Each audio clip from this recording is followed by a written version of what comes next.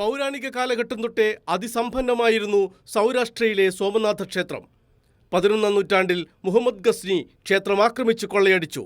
14ാം നൂറ്റാണ്ടിൽ അലാവുദ്ദീൻ ഖിൽജിയുടെ സേനാനായകൻ ആലിഫ് ഖാനും 18ാം നൂറ്റാണ്ടിൽ ഔറംഗസേബും. ഓരോ തവണ കൊള്ളയടിക്കപ്പെട്ടപ്പോഴും ഉയർത്തെഴുന്നേറ്റെങ്കിലും സോമനാഥന് പുതിയ ക്ഷേത്രവും പുതിയ പ്രതിഷ്ഠയും ഉണ്ടായത് 951-ലാണ്. 947-ൽ സോമനാഥ ക്ഷേത്രം സന്ദർശിച്ച സർദാർ വല്ലഭായ് പട്ടേലാണ് ക്ഷേത്രം പുതുക്കിപ്പണിയാൻ സഹായം വാഗ്ദാനം ചെയ്തത്. പട്ടേലിൻ്റെ ചങ്ങാതി KM മുൻഷിക്കായിരുന്നു ക്ഷേത്ര നിർമ്മാണത്തിൻ്റെ ചുമതല. പുതിയ ക്ഷേത്രത്തിൻ്റെ നടതുറപ്പിന് അധ്യക്ഷനാകാനുള്ള ഡോക്ടർ രാജേന്ദ്ര പ്രസാദിൻ്റെ തീരുമാനത്തിനെതിരെ നെഹ്റു തൻ്റെ വിയോജിപ്പ് രേഖാമൂലം പ്രസിഡന്റിനെ അറിയിച്ചു. പൊതുജന സേവകർ മതങ്ങളുമായോ ദേവാലയങ്ങളുമായോ സഹകരിക്കുന്നത് ശരിയല്ലെന്നും സമൂഹത്തിൽ തെറ്റായ സന്ദേശം നൽകുമെന്നും നെഹ്റു മുന്നറിയിപ്പ് നൽകിയെങ്കിലും ഡോക്ടർ പ്രസാദ് നെഹ്റുവിൻ്റെ ഉപദേശം ചെവിക്കൊണ്ടില്ല. സോമനാഥ ക്ഷേത്രത്തിൽ രാജേന്ദ്ര പ്രസാദ് മതമൈത്രിയിലൂന്നിയ ഒരു പ്രസംഗമാണ് നടത്തിയതെങ്കിലും ആകാശവാണിയിലൂടെ അത് സംപ്രേഷണം ചെയ്തത് നെഹ്റു തടഞ്ഞു.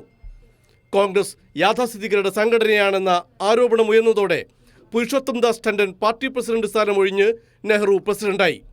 രാജ്യത്തെ മതസാമുദായിക ശക്തികളോട് മുഴുവൻ ഒരു തുറന്ന യുദ്ധം തന്നെ പ്രഖ്യാപിച്ചുകൊണ്ടാണ് 1952-ലെ തെരഞ്ഞെടുപ്പിൽ നെഹ്റു വിജയക്കൊടി പാറിച്ചത്. 72 വർഷത്തിനു ശേഷം രാജ്യം മറ്റൊരു തെരഞ്ഞെടുപ്പിന് കൂടി വേദിയാകുമ്പോൾ ദിനേന മതവിദ്വേഷ വിഷം പരത്തിക്കൊണ്ടാണ് ഒരു പ്രധാനമന്ത്രി ഇവിടെ രാജ്യത്തെ ജനങ്ങളോട് യുദ്ധം പ്രഖ്യാപിക്കുന്നത്. ബിജു മുത്തത്തി, കൈരളി ന്യൂസ്.